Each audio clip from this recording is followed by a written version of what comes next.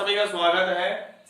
वहीं अपनी हिंदी के ऑनलाइन क्लासों में कक्षा 12 विषय हिंदी साहित्य अध्याय संख्या 1 कबीरदास जी। आज हम पद संख्या 2 का अध्ययन करेंगे। इसी के साथ है अपना कबीरदास अध्याय है वो पूरा हो जाएगा। पद है वो मैंने लिख दिया है, पहले इसको पढ़ लेते हैं, फिर इसके जो कठिन शब्दार्थ हैं वो हम यहाँ पर देख लेते हैं। तो चलिए देखते हैं।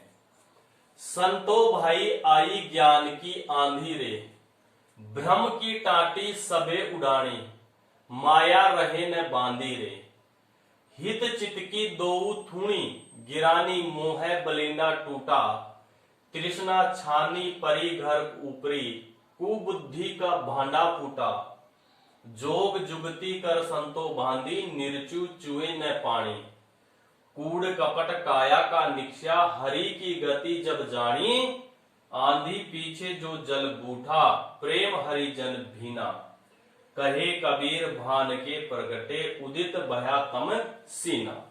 बहुत ही अच्छा पद है ये। देखिए, संतो, संतो का अर्थ हो जाएगा सज्जन या सज्जनों, ठीक है। संतो भाई आई ज्ञान की आंधी रे, आंधी का अर्थ होता है तूफान, ज्ञान रूपी तूफान, ठीक है, रिधे में, और ज्ञान का अर्थ हो जाएगा ज्ञान, ठीक है। भ्रम संदेह, ठीक है। टाटी, टाटी का अर्थ होता है छप्पर, ठीक है। सब का अर्थ सभी, उड़ानी, उड़ाने का अर्थ हो जाएगा उड़ गई, भ्रम की छप्पर था भ्रम का वो भी उड़ गया। माया, माया का अर्थ माया ही रहेगा, न रहे बांधी, न का अर्थ नहीं, बांधी का मतलब बंधी हुई, बंधी हुई, यानी माया है वो माया भी बंधी हुई नहीं रही। हित चित, हृदय की दो अवस्थाएं, हृदय की दो अवस्थाएं, अवस्थाएं, हित चित, दो दोनों, थूणी, थूणी का अर्थ हो जाएगा थूणी, हो जाएगा थूणी या खंबा, ठीक है, खंबा। गिरानी, गिर गया, मोह लालच, बलिंदा छप्पर को रोकने वाला, छप्पर को रोकने वाला। टूटा, टूट गया। तृष्णा, तृष्णा का अर्थ हो जाएगा तृष्णा, कभी न समाप्त होने वाली इच्छाएं, ये लेना। छानी छप्पर, परी गिर गया, घर का घर रहेगा, ऊपरी का ऊपर। कुबुद्धि बुरे विचार, बुरे विचार, ठीक है। भांडा बर्तन, फूटे टूट गए। जोग जुक्ति योग साधना या उपाय से। संतों ने बांधी, निर्चु बिल्कुल, चूहे टपकना, न नहीं, पानी पानी। कूड़ कपट छल कपट, छल कपट। काया शरीर, निक्ष्या निकल गया, निकल गया। हरि, हरि की गति, ईश्वर का स्वरूप, ऐसे ले लेना, ईश्वर का स्वरूप या रूप, जब जानी पहचाना, ठीक है।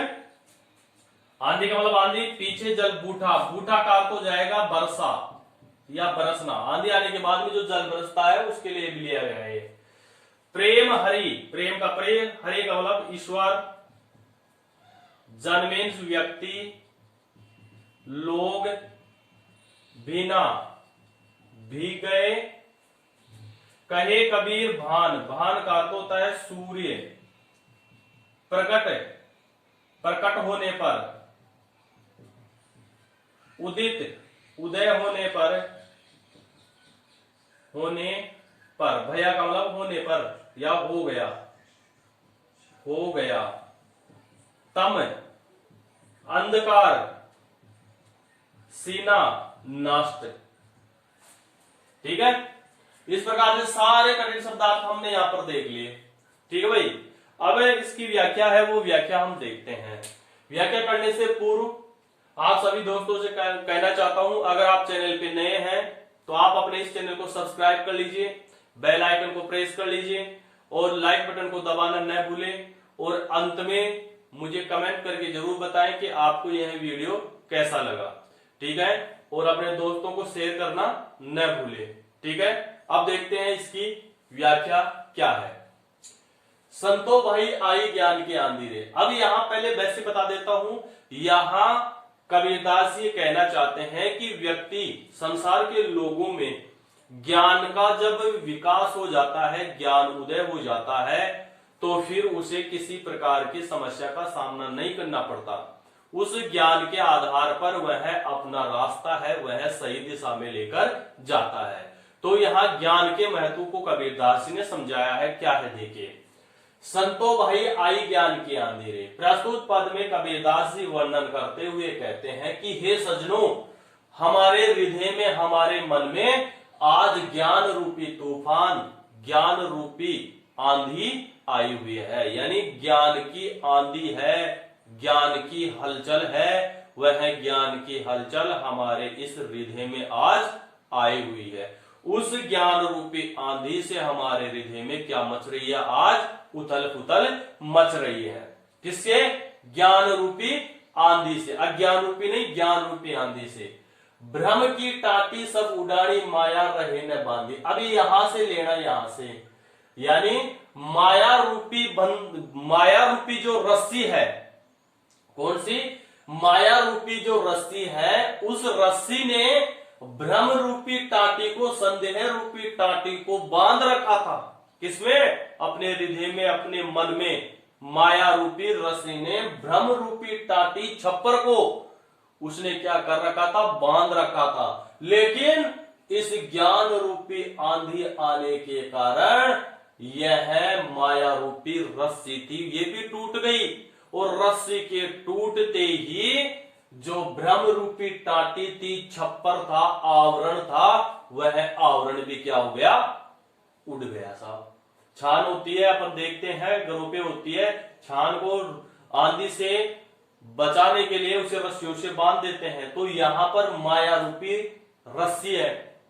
कौन सी? माया रूपी रस्सी है। वह माया रूपी रस्सी भी टूट जाती है, और टूटने पर भ्रम रूपी, संदेह रूपी जो छप्पर था, वह छप्पर भी इस ज्ञान की आंधी में क्या हो जाता है? टूट जाता है, उड़ जाता है। तो यहां देखिए, यहां पर माया चली गई। ज्ञान के उदय होने से जो माया के मोह में व्यक्ति लगे हुए रहते थे, वह भी क्या हो गए? माया से मुक्त हो गए। किसके कारण? ज्ञान के उदय से।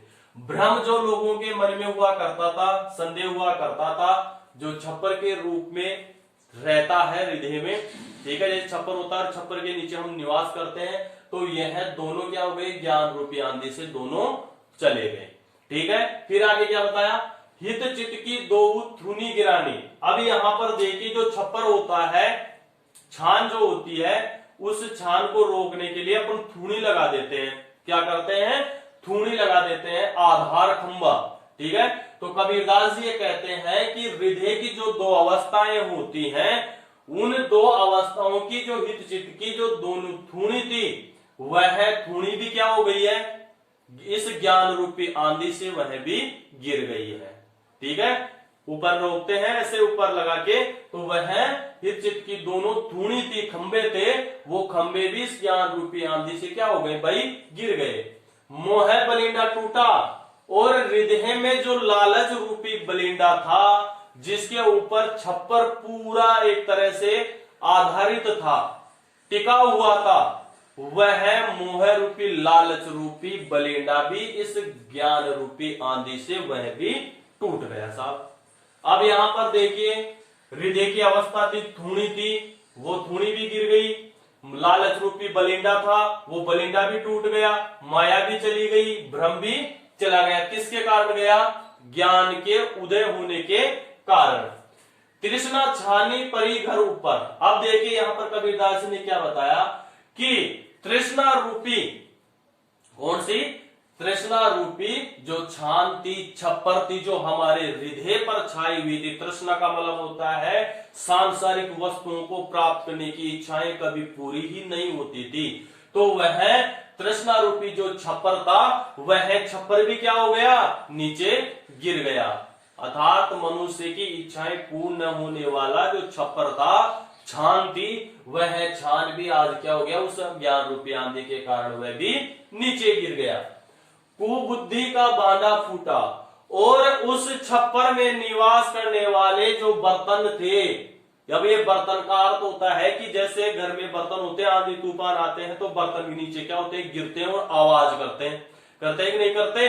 तो इसी प्रकार से मनुष्य में जो कुबुद्धि रूपी विचार थे, वह कुबुद्धि रूपी बर्तन भी आज क्या हो चुके हैं? उस ज्ञान रूपी आंधी के कारण टूट चुके हैं। यानी कुबुद्धि रूपी विचार मनुष्य के इस हृदय में, इस मस्तिष्क में भरे हुए रहते थे, वो भी ज्ञान रूपी बुद्धि से वह बर्तन आज क्या हो चुके हैं? टूट चुके हैं। अब यहां पर देखिए इन 4 लाइनों में पूरे मनुष्य के बारे में बता दिया है। यहां पर तृष्णा बता दी, कुबुद्धि बता दिए, मोह बता दिया, हित चित्त की धूणी थी, भ्रम था, माया था, यानी सारे विकार हैं। उन विकारों को कबीरदास जी ने अलग अलग माध्यम से अपने को समझाया। ठीक है, कुबुद्धि को किसके समान बताया? बर्तनों के समान, बर्तनों से आवाज आती है जब गिरते हैं। तो ऐसे ही मनुष्य के मस्तिष्क में जब ज्ञान रूपी आंधी आते हैं तो उसके जो बर्तन है, बुरे विचार है, वो भी क्या हो जाते हैं? बिगड़ जाते हैं। अब वापस इसे क्या कर रहा है कबीरदास जी आगे? जोग जुगती कर संतो बांधी। फिर कबीरदास जी कहते हैं कि हमने वापस संतोष रूपी छप्पर का निर्माण किया। इसमें तो ये इतने लालच भरे हुए थे यहां तक तो, ठीक है, यहां तक तो ठीक है, इतने लालच थे, ये छप्पर था तो इस छप्पर में इतने लालच, इतने लोभ, मोह, माया, तृष्णा, ये सारे थे इसमें। अब कबीरदास जी नए छान का निर्माण कर रहे हैं। कौन सी? संतोष रूपी छप्पर का। तो कबीरदास जी कहते हैं कि योग साधना के द्वारा सभी सज्जनों ने क्या किया? एक तरह से संतोष रूपी छप्पर का फिर से निर्माण किया। निर्चु चुए न पानी, और इस प्रकार से उसका निर्माण किया गया कि उस छप्पर से, उस छान से बिल्कुल भी पानी नहीं टपके, पानी नीचे नहीं गिरे। अब पानी नहीं टपके का अर्थ है कि मनुष्य के मन में किसी प्रकार की सांसारिक भावना उसके हृदय में जन्म न ले। ठीक है, संतोष रूपी छप्पर का निर्माण कर दिया। तो संतोष रूपी छप्पर में मनुष्य के हृदय में सांसारिक वस्तुओं के प्रति किसी प्रकार की भावना उत्पन्न न हो। जैसे छान है, छान में से पानी टपकता है तो इसका मतलब है कि कहीं ना कहीं कमी रह गई है। इसी प्रकार से संतोष रूपी जो छप्पर है, उस छप्पर में मनुष्य के हृदय में कोई सांसारिक जो इच्छाएं हैं, वह इच्छाएं उसके मन में जन्म न ले। ठीक है, निर्चु न चुए पानी, और इस प्रकार से उसमें बिल्कुल पानी नहीं टपकना चाहिए, इस प्रकार से उसको बांध दिया। कूड़ कपट काया का निक्षा। और कबीरदास जी कहते हैं क्या? कि हरि की गति जब जाने। अब यहां इसका अर्थ लेना कि जब ईश्वर का स्वरूप जब हमने पहचान लिया, ईश्वर को जब जान लिया, पहचान लिया, तो ईश्वर को पहचानने के बाद हमारे हृदय में, हमारे शरीर में जो छल कपट भरा हुआ था, वह छल कपट हमारे शरीर से ईश्वर का स्वरूप जान लेने के बाद में वह निकल गया। हरि की गति यानी ईश्वर का स्वरूप जब हमने पहचान लिया, ईश्वर का स्वरूप जब हमने देखा, तो ईश्वर के स्वरूप को देखने के बाद हमारे शरीर में विद्यमान छल कपट जो था, वह छल कपट हमारे हृदय से क्या हो गया? निकल गया। ईश्वर ने हमें दर्शन दिया, स्वरूप देखा। तब आंधी पीछे जल बूटा, प्रेम हरिजन भीना। कैसे? जिस प्रकार से बताया कबीरदास जी ने कि जिस प्रकार से आंधी आती है और आंधी अपने साथ सब कुछ उड़ा कर ले जाती है, लेकिन आंधी जाने के बाद में जो पीछे से जो जल बरसता है, आंधी के पीछे से क्या बरसता है, जल बरसता है, उस जल में प्रेम हरिजन भीना। तो वह जो जल था वह जल किससे, प्रेम से भरा हुआ और ईश्वरीय भक्ति से परिपूर्ण था, जिसमें सभी व्यक्ति क्या हो गए, भीग गए हैं। यानी यह जो इतनी माया रची है, इतने ये है, आंधी आ गई, सब उड़ गए, और उड़ने के बाद में क्या आया, पानी आया, प्रेम रूपी ईश्वर का पानी आया। उस पानी में सभी व्यक्ति हैं वो क्या हो गए हैं, उसमें भीग चुके हैं, अर्थात ईश्वर में ध्यान लगाने लगे हैं। कहे कबीर भान के प्रगटे, कबीरदास आगे कहते हैं कि जिस प्रकार से सूर्य प्रकट होता है, क्या होता है, जिस प्रकार सूर्य प्रकट होता है और सूर्य प्रकट होते ही, उदय होते ही जिस प्रकार से अंधकार क्या हो जाता है, नष्ट हो जाता है। यानी अंधकार कितना ही हो, लेकिन जैसे ही सूर्य उदय होता है, सूर्य उदय होते ही अंधकार पूर्णतः लुप्त हो जाता है। इसी प्रकार से कबीरदास जी ने ये कहा है कि ज्ञान की आंधी से मनुष्य के मन में जितने भी विकार थे, वो सारे विकार क्या हो गए, उस ज्ञान रूपी आंधी में उड़ गए। और ज्ञान रूपी आंधी के बाद में जो जल बरसा, उस जल में सभी व्यक्ति हैं ईश्वर की महिमा मानकर उस जल में भीगने लगे और ईश्वर को मानने लगे। उनके मन से सारे विकार थे वो निकल गए। ठीक है, इस प्रकार से इसके पद को हमने पढ़ लिया, व्याख्या हमने देख ली। अब है जो इसका विशेष है, वो विशेष हम यहाँ पर देख लेते हैं। क्या है विशेष, भाषा वही कौन सी हो जाएगी, सदुपड़ी, सदुकड़ी या पंचमेल खिचड़ी। ठीक है, प्रतीकात्मक शैली हो जाएगी, प्रतीकात्मक शैली हो जाएगी। तत्सम तद्भव शब्द हो जाएंगे, तत्सम तद्भव शब्द, अनुप्रास अलंकार। ठीक है, ठीक है, रूप का तिशयोक्ति अलंकार हो जाएगा। ठीक है, और कौन सा है इसमें, अनुप्रास तो था इसमें, बस ये इसमें रहेगा। ठीक है, रूप का अतिशयोक्ति हो गया, सदुपड़ी हो गई, तत्सम तद्भव, प्रतीका, अनुप्रास और ये। ठीक है, बस इस प्रकार से इसका ये विशेष हो जाएगा। ठीक है दोस्तों, तो आज के लिए बस इतना ही। नए अध्याय के साथ फिर मिलेंगे आपके साथ। ठीक है, तब तक इस वीडियो को देखिए आराम से और दोस्तों को शेयर करना न भूलें। आज के लिए बस इतना ही। सभी को धन्यवाद।